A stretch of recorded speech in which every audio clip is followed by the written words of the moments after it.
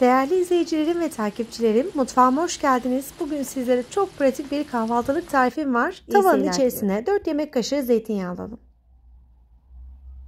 Hemen üzerine 1 tatlı kaşığı biber salçası ekleyip salçanın kokusu çıkıncaya kadar kavuralım.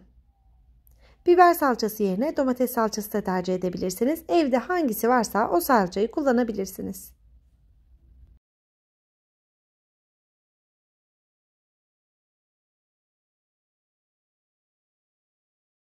Kavrulan salçanın üzerine 2 diş ince ince doğramış olduğum sarımsak ekliyorum.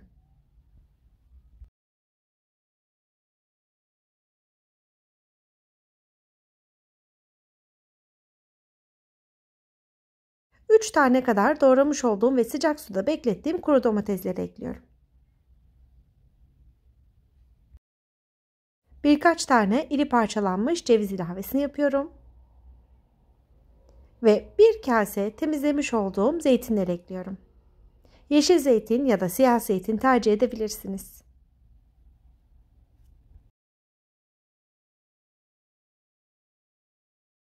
Kekik ve pul biber.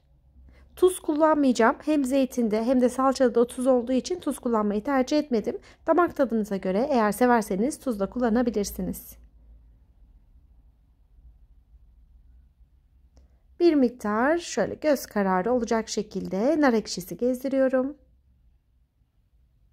Son olarak üzerine ince doğramış olduğum maydanoz ilavesini de yaptıktan sonra zeytin salatam hazırlanmış olacak. Hem çok lezzetli hem de çok bereketli bir tarif.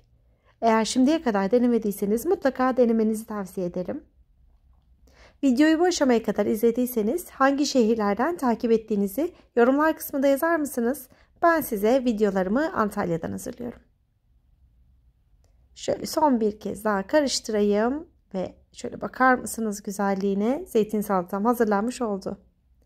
İsterseniz sıcak, isterseniz de soğuk olarak tüketebilirsiniz. Kahvaltıda ya da meze olarak kullanabileceğiniz zeytin salatamız hazırlanmış oldu. Yeni pratik tariflerde görüşmek üzere. Afiyet, şifa olsun.